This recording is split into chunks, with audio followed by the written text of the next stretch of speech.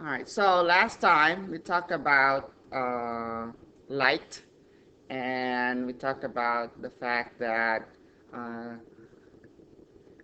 towards the end of the 19th century, yeah, 19th century, late 1800s, early 1900s, there were experiments that had to do with light that led to the development of quantum mechanics, which is our modern theory that we use to explain the behavior of atoms and molecules.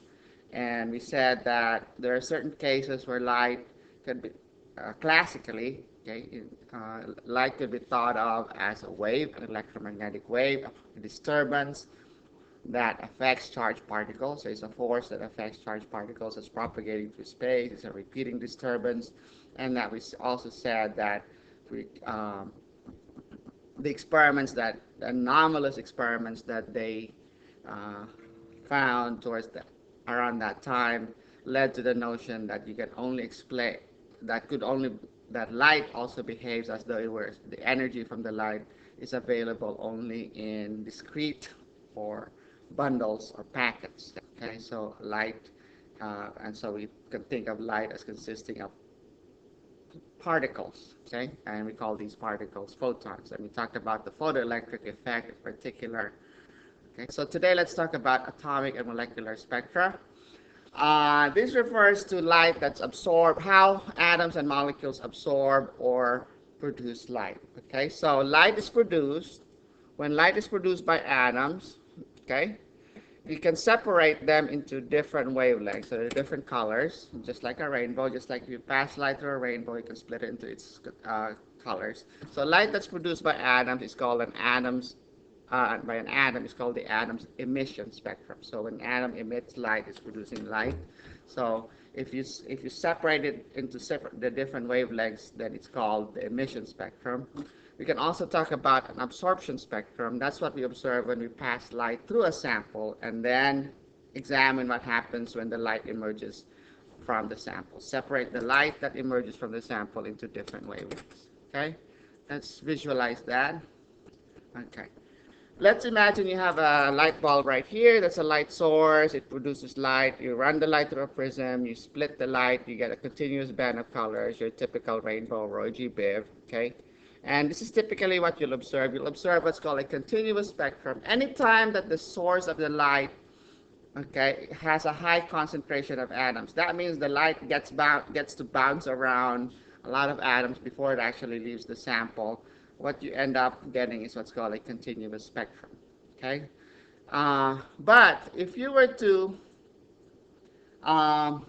examine light that comes from a light source that has a very low concentration of atoms, where the atoms are very far apart, so the light doesn't get to bounce around that much as in the other case. So in a gas sample, for example, so here's a hot piece of gas right here.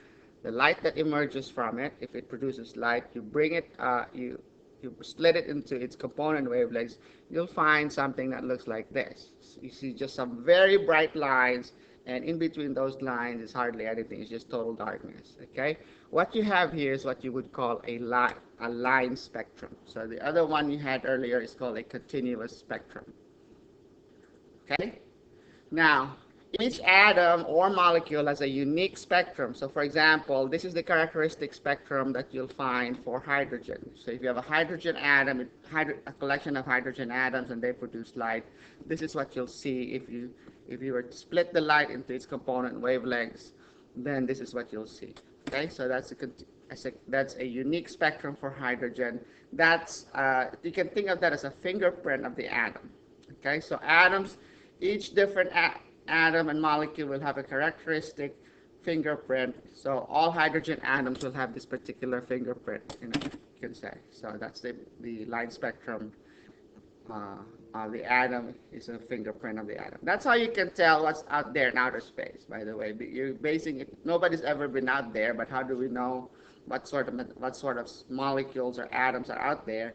And the way we can tell, okay, is from the light that's coming to us from there. All right, so if you have a continuous spectrum, if you pass it through a sample, okay, so here's your light bulb again. Remember when you had a light bulb, it gives you a continuous spectrum. But let's say before you split it up into its component wavelengths, you pass it through a gas, let's say a cold gas right here, and then once the light after the light emerges from the gas, you split it up into its component wavelengths, you see what's called the absorption spectrum. Okay, so if you're getting the absorption spectrum of the gas, not the spectrum of the light bulb. Okay, so you can see here in this spectrum you still have that continuous band of colors that came from the light bulb, but you'll notice it's within that continuous band of colors you have these very dark lines. Okay, so that would be what you would call the line spectrum, but specifically the absorption spectrum. The type of line spectrum we have here is called the absorption spectrum of the gas that you pass the light through. And just like an emission spectrum, an absorption spectrum is also unique. So you can think of it as a fingerprint for each atom or molecule.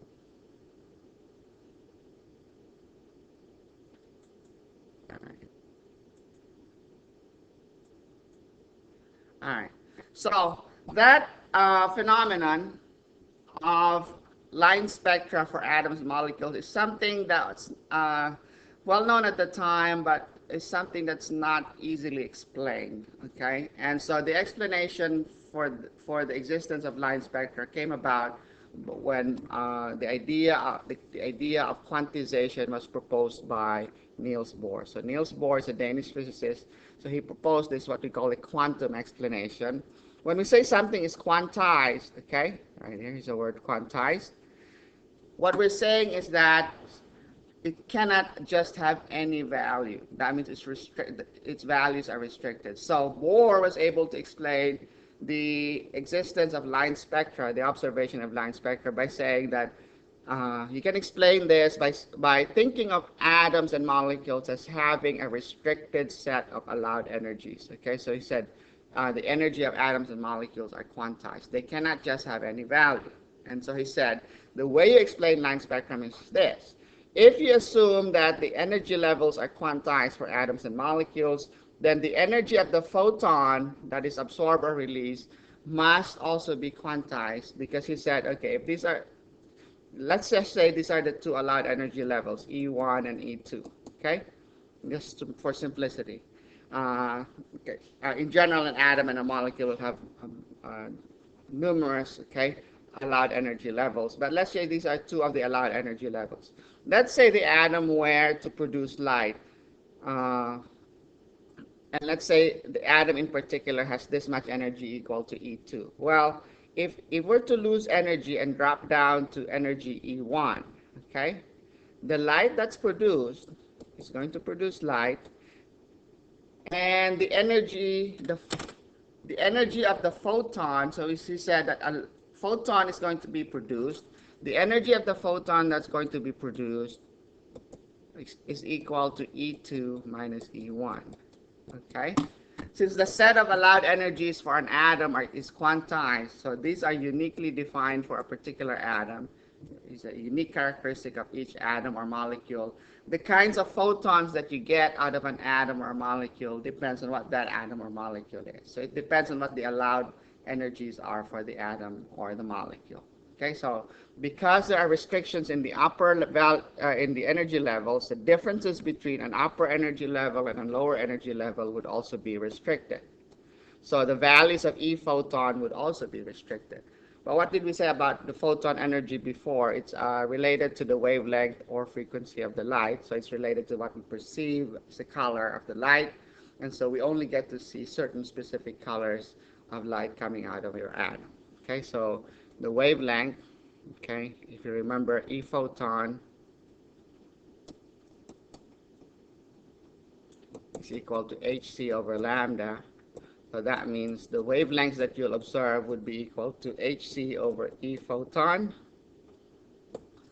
And there are restrictions on what E photon can be. E photon must be equal to E higher, so E, I'm going to call it E2 minus E1. And so we're saying that there are restrictions in the values of E2 and E1, so there has to be restrictions in the values of lambda that you will observe from your atom. Okay? So here's an example. Bohr's model, Bohr was able to explain the spectrum from hydrogen, and with his model, he assumed that what Bohr assumed was that in a hydrogen, the electron can only be in certain allowed orbits. Okay, there are only certain orbits that are allowed. And when an electron jumps from one orbit to another, so according to Bohr, in the lowest orbit right here, the first orbit, the energy of the electron, the hydrogen is negative 13.6 electron volts. Okay, and in the next allowed orbit, he said it's going to be negative 3.4 electron volts. That's the second orbit. Okay, based on his model. And question? All right. Okay, so in Niels Bohr's model for the hydrogen atom, he said that the electron can only be in certain allowed orbits around the nucleus. In the first orbit, based on his model, he figured out that the energy, based on his theory, the energy was going to be negative 13.6 electron volts. And then in the second orbit, it's negative 3.4 electron volts. Now, you may be wondering why that's negative. That's negative because that's in comparison to the case where the electron is very far away. So energy zero is when the electron is infinitely far away from the nucleus. Okay, so based on that, then what kind of light would you expect? All right, if an electron were to jump from a low energy orbit right here, the first orbit, to the second orbit. Then you're going to say, okay, the delta E, the change in the energy between the second and the first orbit, is E2 minus E1. And according to this, what's the second orbit? Negative 3.4 electron volts minus the energy in the first orbit, which is negative 13.6 electron volts. And that gives us how much?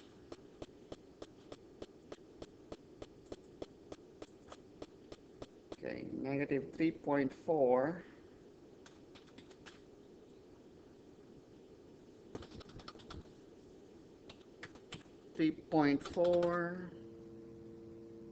okay, clear. 3.4 electron volts negative minus negative 13.6. So that gives us 10.2 electron volts.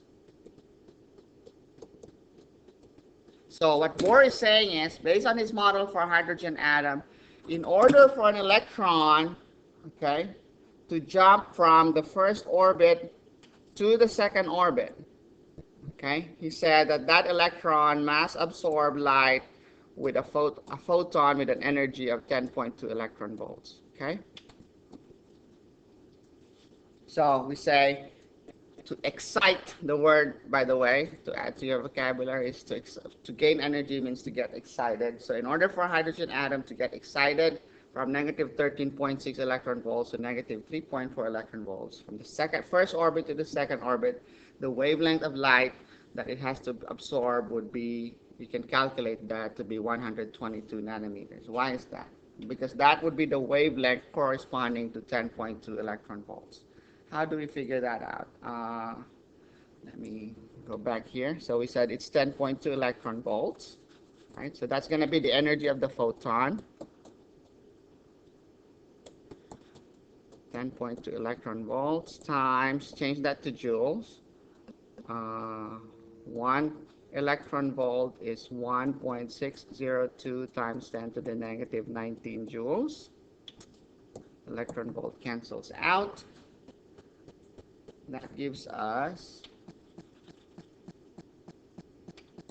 what's 10.2 times 1.602 times 10 to the negative 19 times 1.602 times 10 to the negative 19. Okay, let me put that in scientific notation. 1.63 times 10 to the negative 18 joules. All right. So we have that as the energy of our photon, and from that we can figure out what the wavelength is. going to be, because that's going to be equal to hc over lambda. Okay, so the energy of the photon is hc over lambda, so equate that to 1.63 times 10 to the negative 18 joules. We can solve for lambda. Lambda is going to be hc over E photon. So H is 6.626 times 10 to the negative 34 joules times seconds. That's a value of Planck's constant. That's your H. Speed of light is 2.998 times 10 to the 8 meters per second, divided by the energy of the photon, which is 1.63 times 10 to the negative 18 joules. Okay, so joules cancels out, second cancels out, and you should be able to find the answer to this. So let's do that. 6.626 times 10 to the negative 34 times 2.998 times 10 to the 8th,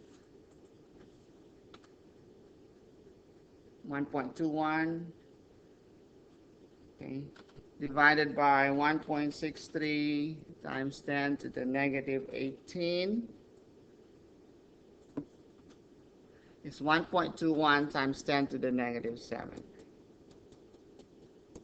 And this unit for this is in meters. Okay, and so that's going to be 1.21. I'm going to change that to 10 to the negative 9 because I want it in nanometers. So you can write this. If I make this 10 to the negative 9, that means I'll have to move my decimal 2 places to the right. So that's 121 nanometers.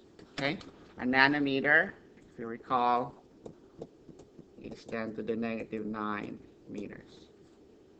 So 121 nanometers, this is going to be in the ultraviolet region of your electromagnetic spectrum. Okay, in particular, this line is known as the Lyman alpha line of the hydrogen. That's a transition from the lowest allowed energy level to the second lowest allowed energy level. So the lowest level is called the ground state. This is called the ground energy level. And this second lowest energy level is known as the first excited state. Okay, so the word excited means high energy. So if your atom's in its lowest possible energy, then we say it's in the ground state or the ground level. All right. Now, we said before that light behaves either as a wave, depending on what phenomenon you're observing. You can explain it by thinking of light as a wave, or you can think of it as behaving like a particle, a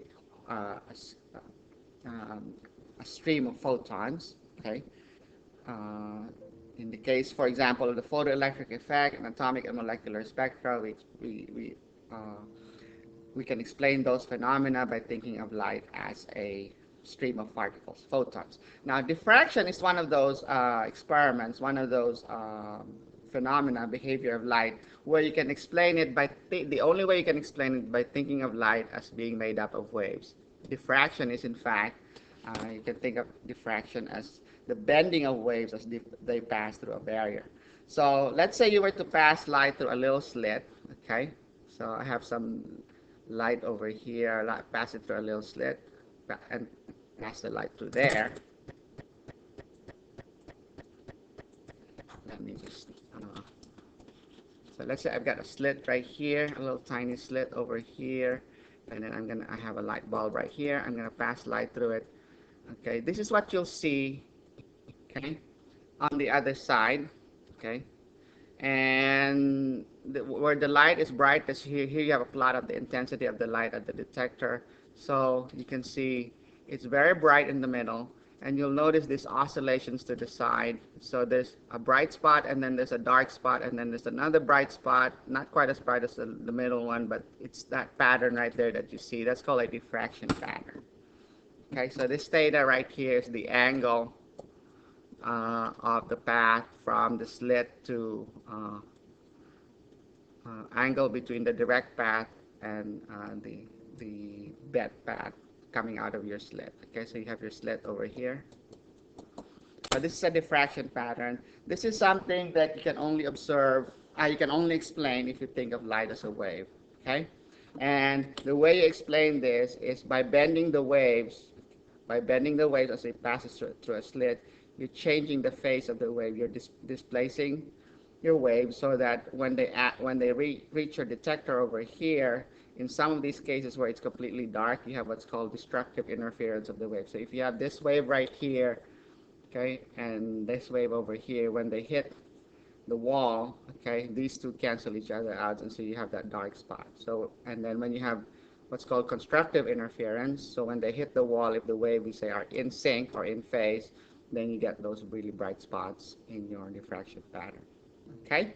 What happens is when you make the slit narrower, the narrower you make the slit, this pattern right here spreads out even more. Okay? And like I said, this is diffraction. That's the bending of waves as it passes through a barrier. You can explain that by thinking of light as a wave. Okay? So here's the explanation. Here's the slit right here. You pass light through it. Okay. In places where you have a strong intensity of the light, here's your detection screen. Here's your detector. Here, where you have a very strong,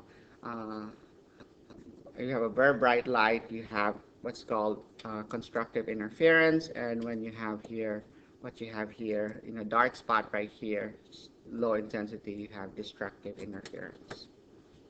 So that's an example of a behavior of light that can only be explained by thinking of it as waves. So we say then that light has sort of a dual nature. In some cases, it seems to be behaving like it's a stream of particles.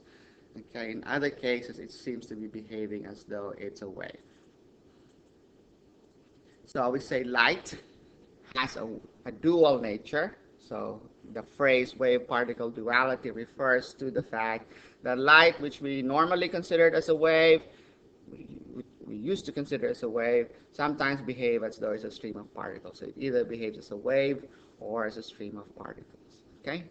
Now, in the 1920s, de Broglie suggested that the wave-particle duality also applies to particles like electrons. Okay, so he said that maybe electrons also behave like particles.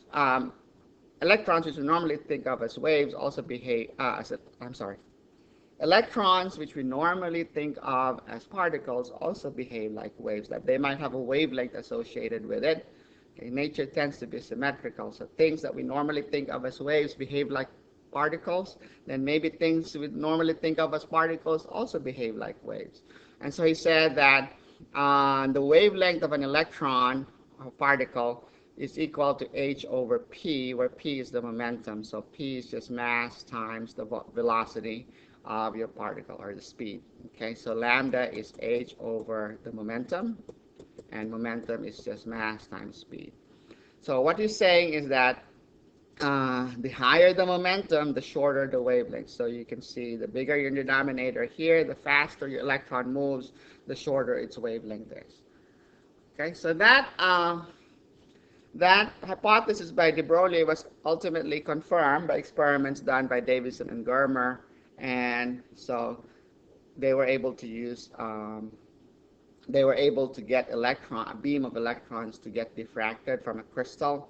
And so they were able to demonstrate what we would call electron diffraction, and that discovery is the basis for what we now know, for what we now use in biology labs, the electron microscope.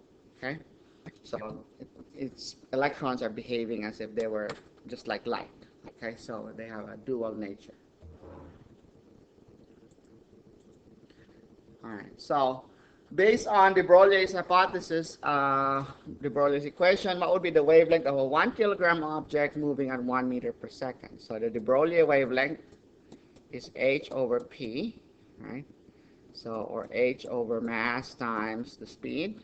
And our value for h is Planck's constant, 6.626 times 10 to the negative 34 joules times seconds divided by our mass, 1 kilogram,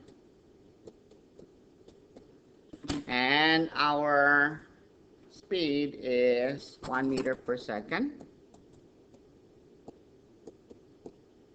And so that gives us, okay, all the numbers will just come out to 6.626 times 10 to the negative 34. What happens to our unit? Well, what's a joule? A joule is a kilogram meter squared per second squared. And so times seconds over kilograms meters per second. Okay, that's your denominator. So kilogram cancels out. Okay.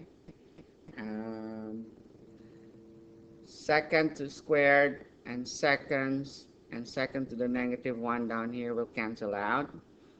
Okay, so and then meter squared will cancel with meter here, so that leaves just the unit meter for this. Okay, so if you put everything in base SI units, you'll get the correct unit in base SI. So here you would get your answer as 6.626 times 10 to the negative 34 meters. So that's the de Broglie wavelength of a 1 kilogram object moving at 1 meter per second. Now, what do we notice about this number? 10 to the negative 34 meters. Okay, if you remember our lesson about the size of the atom and the size of the nucleus by itself has a diameter of 10 to the negative 13 to 10 to the negative 14 meters. Okay, 10 to the negative 34, that's a very, very small number compared to the nucleus. Okay, how small? That's at least 10 to the 20th difference, by a factor of 10 to the 20th, and 10 to the 20th would be what? 10 to the 9, let's see, 10 to the 12 times 10 to the 8, right? 10 to the 9, so 10 to the 9 is a billion, that's a trillion. So 10 to the 8 is 0.1, 100 million. So 100 million trillion times smaller than the nucleus. So that wavelength is going to be 100 million trillion times smaller than the diameter of a nucleus. So this wavelength is very, very small. And so that would be your explanation as to why we don't observe wave-like behavior for heavy objects, a 1 kilogram object. So in what we call our macro, not micro, macroscopic world, okay, the objects we deal with do not exhibit wave-like behavior. So the wave-like behavior is not detectable for this type of object because it's way smaller than the diameter of a nucleus. But once you calculate the de Broglie wavelength for an electron, you'll find that it will be comparable to the wavelength of light. And so that is something that we would be able to detect. So we would be able to expect to see wave-like behavior for electrons. In other words, in the world of the very small, the wavelength, the de Broglie wavelength, is going to make a difference. Okay, let's illustrate that for an electron. The wavelength of the mass of an electron is 9.11 times 10 to the negative 31 kilograms. Let's say you have an electron that's moving really fast, 10 to the 6 meters per second. That's actually less than 1% of the speed of light, but that's fast enough. So let's look at the wavelength for this. Lambda is equal to h over mv. So h is 6.626 times 10 to the negative 34 joules times seconds. Mass of the electron is 9.11 times 10 to the negative 31 kilograms. And the speed of the electron is 1.00 times 10 to the 6th meters per second. All right, if you did this calculation, okay, I did this earlier for you, you'll find that that's going to be 7.27 times 10 to the negative 10 meters. Okay, 10 to the negative 10 meters, that's a typical distance between atoms in a solid. So that has a special name. That's called an angstrom. Okay, and symbol is A with a little circle on top of the A. That's 10 to the negative 10 meters. So 7.27 angstroms. So that's comparable to the distance between atoms in a molecule, and so diffraction is something that you'll encounter whenever, so wave-like behavior, like diffraction, is something you'll encounter when the obstacle that your wave encounters is comparable to the wavelength, the wavelength of the wave. So if you have electrons, they encounter atoms in a solid, for example, and if the wavelength of the electron is 7.27 angstroms, then you're going to expect diffraction. It's going to behave as if it was just light. Okay? So one consequence of the wave-particle duality is that it is based on that observation. This leads us to the conclusion, which is now known as the Heisenberg's uncertainty principle, which says that it is impossible to precisely determine simultaneously, so precisely determine at the same time, both the position and momentum or velocity of an electron. In other words, the more you know about where an electron is, the less you know about where it's headed. Momentum, remember, is velocity. Is mass times velocity, okay? So it tells you how fast it's moving, in which direction, okay? Remember, velocity is speed and direction. So it is impossible to precisely determine both position and momentum at the same time. So the relationship is given by this equation right here. Delta x times delta p must be greater than h over 2 pi. Okay, h is Planck's constant, is pi is your typical pi in math, it's 3.14. Okay, so you'll notice here, the bigger I make my delta x, the less certain about my position, certain I am about my position, the more I can know what the momentum is. Okay, so if delta x is bigger, if delta x is bigger, delta p is smaller. Conversely, if delta x is smaller, then the delta p is bigger. Okay, the more I know where my electron is, the less I know its momentum. The more I know the momentum of my electron is, the less I know where it's located. Okay, so what, for example, let me see if I have that here. Okay.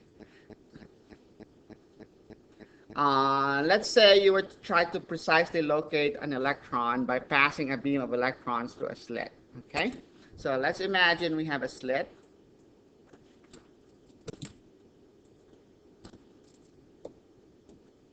And we're going to pass a stream of electrons through that slit, and we have a detector over here, so we know if it hits here, we know the electrons emerged from this part of the slit.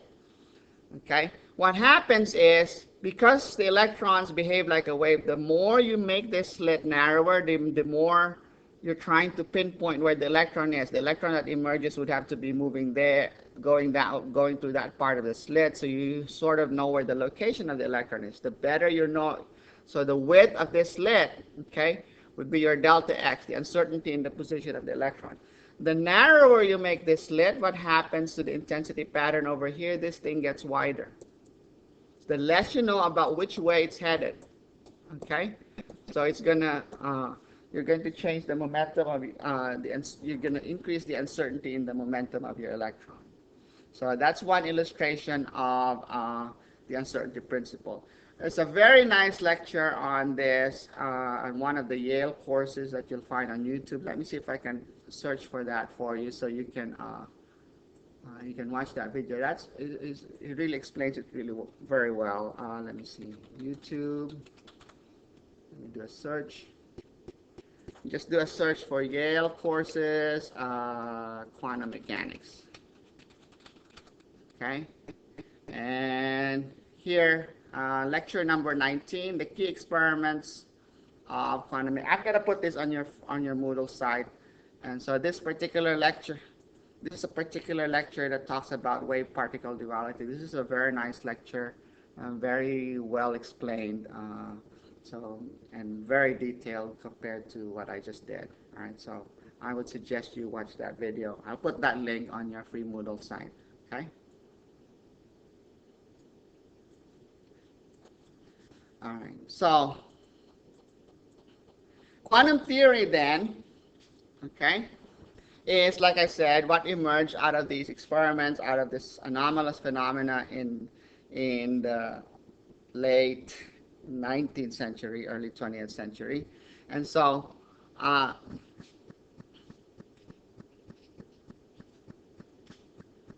like I said, one of the problems that quantum theory was able to resolve is this problem with the nuclear atom, because classical physics, the physics known at the time, suggested that it's really not possible for a charged particle like an electron to go around a nucleus, because if it's doing that, it's going to be accelerating. An electron that's going around a nucleus is going to be emitting light continuously. In fact, that's how you produce light. If you have an oscillating charge, an accelerating charge, it produces light. And because if an electron does that, eventually it's going to lose energy as it produces the light, and it's going to crash into the nucleus. So the electron in a nuclear atom, according to classical physics, will continually emit light. It will continually lose energy, and it will eventually spiral and crash into the nucleus. And all of this happens really, really fast, so that the atom as we know it cannot possibly be stable. The Bohr solution to this problem is, he said that there must be just these stable orbits around the nucleus. Okay, there must be some allowed orbits around the nucleus where this doesn't happen.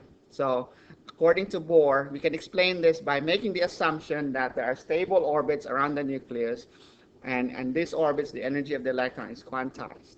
The problem with Bohr's assumption was that it only works for atoms that have only one electron.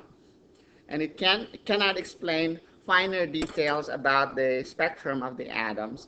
And so Bohr's assumption, okay, is now referred to as old quantum theory. Okay, so what Bohr proposed, so that model of an atom, okay, where you have electrons going around in well-defined orbits around the nucleus, is no longer accepted. Okay. And there were, in fact, attempts to improve on Bohr's model, and you might have seen this symbol right here, where you have elliptical orbits instead of circular orbits around the nucleus. In fact, that seems to be, people seem to have the notion that that's a sign of the modern times. That's also incorrect. This is known as the Bohr-Sommerfeld model. Sommerfeld model. And the problem with these models is, okay, these models violate, so this is the Bohr's model, the uncertainty principle. Okay. So these models account for quantization, but they violate the wave-particle duality, which also requires that you cannot precisely know both position and momentum of the electron at the same time. These models of the atom are no longer accepted. But this model of the atom is consistent with the notion of quantized energy. So modern quantum theory, okay, which was later developed, still assumes quantization of energy to explain things like photoelectric effect and the spectrum of atoms and molecules. But at the same time, it gives up this notion of being able to predict how an electron would move around, a precise description of what we call the trajectory of the electron around the nucleus.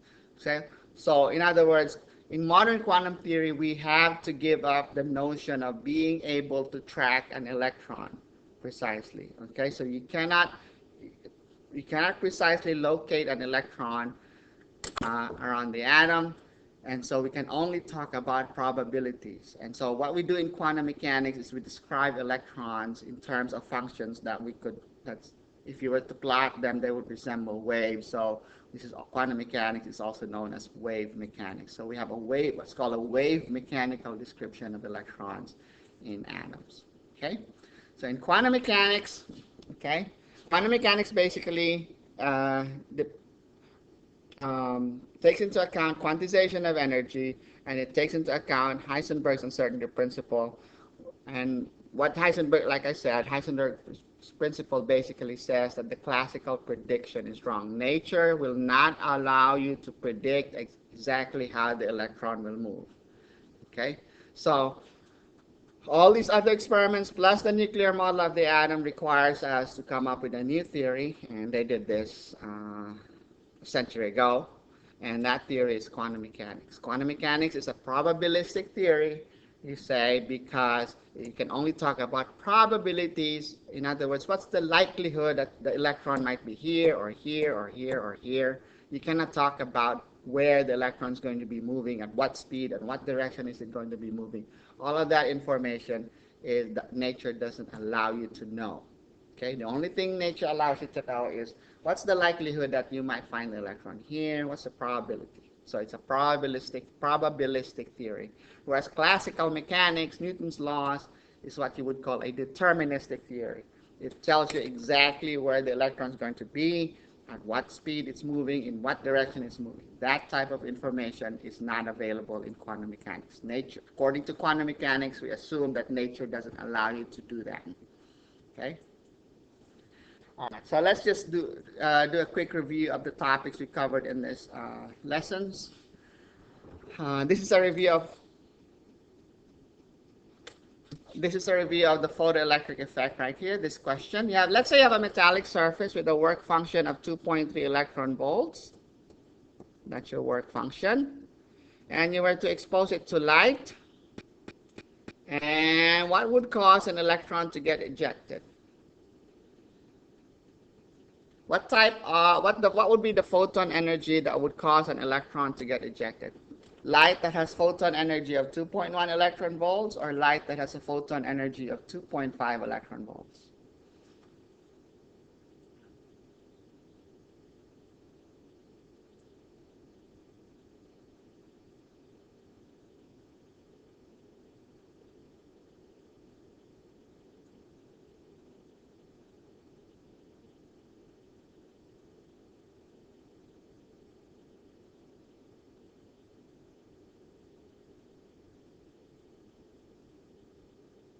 Okay, 5 said 6. That message thing doesn't stay up long enough. Okay. The answer is B. Okay. Think of 2.3 electron volts as the bail money to get out of jail. You need at least 2.5 electron volts. You need at least that much, so you need 2.5 electron volts. And so you can calculate the kinetic energy of the electron in this case. The electron that gets ejected will have a kinetic energy of 2.5 minus 2.3 electron volts. Okay, 0.2 electron volts would be the kinetic energy of the electron that's ejected from your surface. Okay. True or here's another question. If electrons are not ejected from a metallic surface when exposed to blue light, what would happen if we expose it to red light? So here's your surface. Okay. I subject it to blue light and says no electrons. No photoelectrons ejected. So what if I tried red light? Will I be able to get any electrons to eject? So red light would cause electrons to be ejected. B, red light would not cause electrons to be ejected.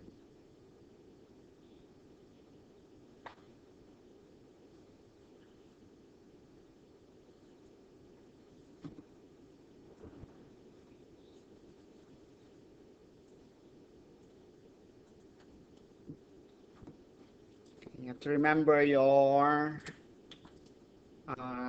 Roy G. Biv, right?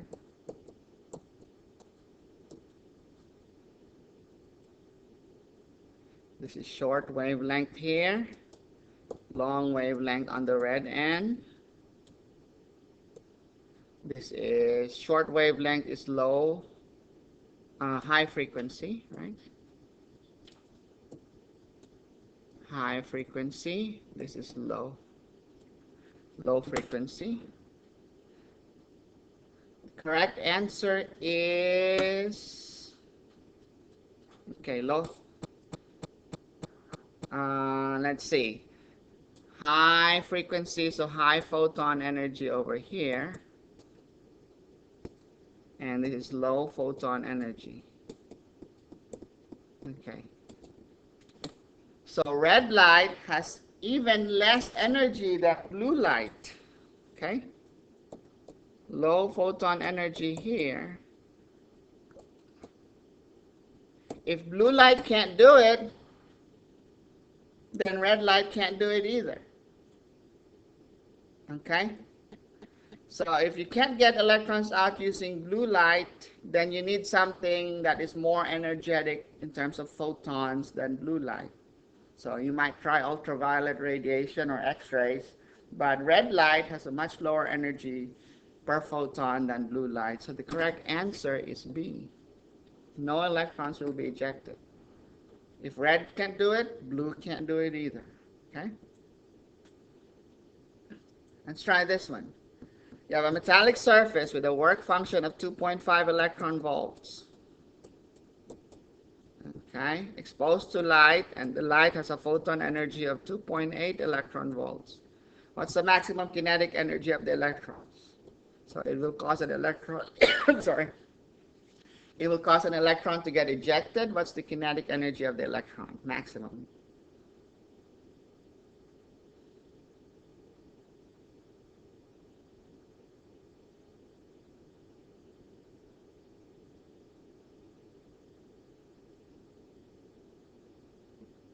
Is it 0.3 electron volts or 5.3 electron volts?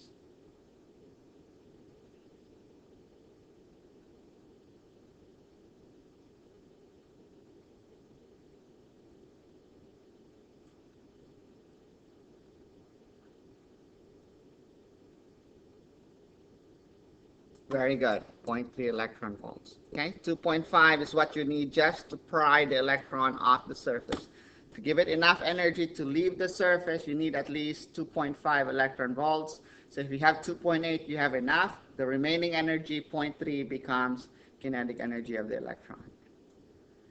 All right, an atom loses 2 electron volts of energy by emitting light. The energy of the photon release is A, 1 electron volts, 2 electron volts, or 4 electron volts.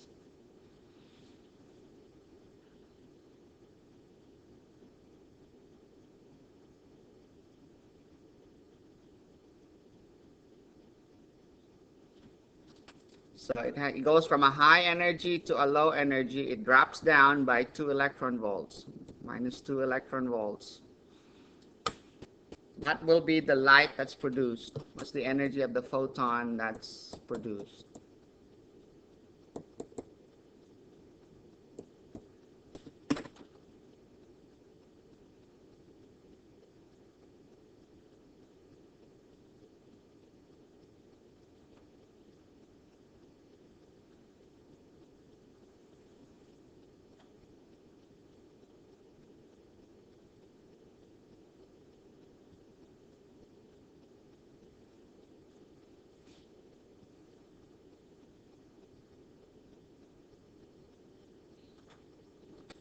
Correct answer is B. Very good.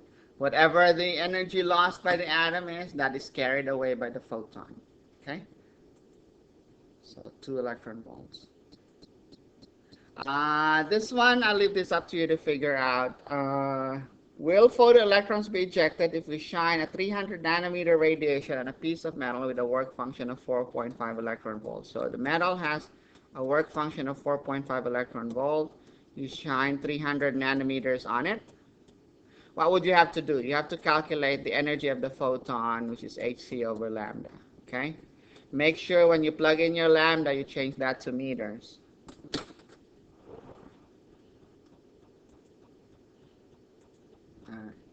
Let's try this one. The 3 lowest allowed energy levels of a particle are 0.5. So let's have an energy scale here.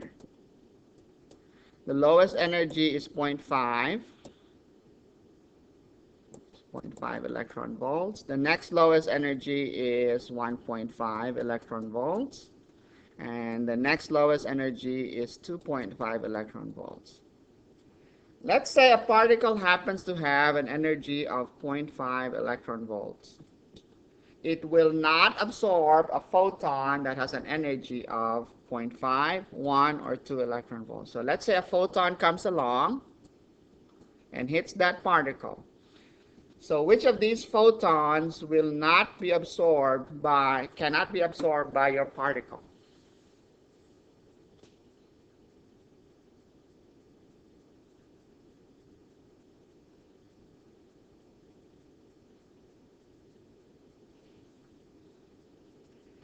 It's like saying you have 50 cents, 0.5 electron volts, $0.5, okay?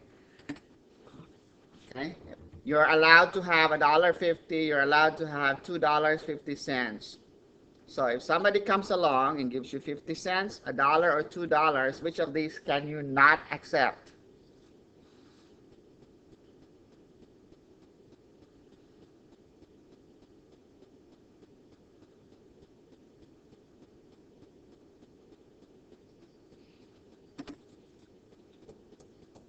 Okay. If you were to give me 0.5 electron volts, okay, it will only bring it up to 1, which is not allowed. Okay, according to this question, it's not one of the allowed energy levels, so this will not be absorbed. Okay, how about 1 electron volt? 1 electron volt will take you from 0.5 to 1.5. That's allowed. Okay, so that could be absorbed.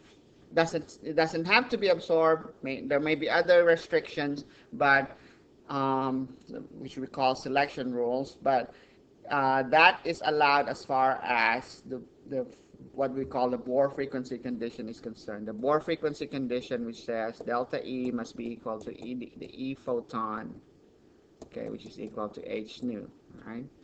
So 1 electron volt could be absorbed. 2 electron volts would take it to 2.5, so that would also be allowed. But half an electron volt will take it to a level that is not allowed. Okay? Yeah, let's try another one. The lowest energy levels of a particle are A, 4A, 9A, 16A. So here's A, 1, 2, 3, 4. So there's 4A right there.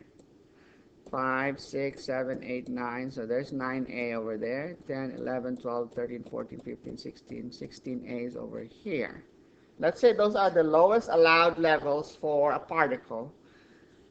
Which of these cannot possibly be the energy of a photon emitted by a particle with the energy of 9A? So let's imagine you have a particle that has an energy of 9A. So if it's going to emit a photon, which of these cannot be the energy of the photon? 5A, 7A, 8A, or 9A?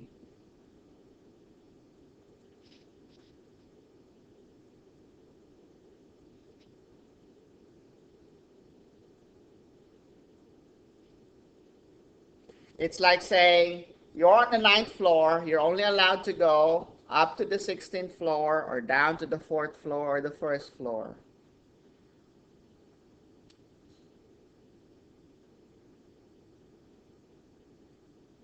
What changes in energy then?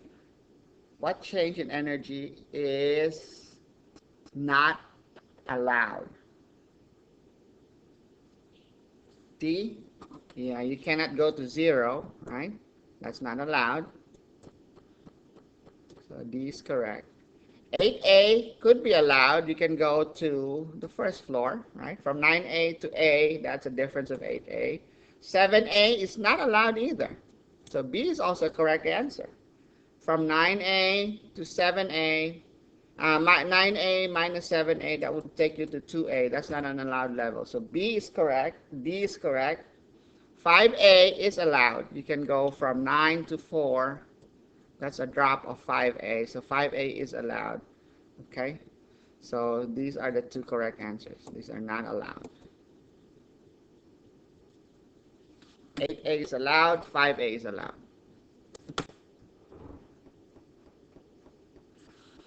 All right. And this is more of the same. So let's just, you can work that on your own. Okay? So that ends this chapter on the history of atomic theory.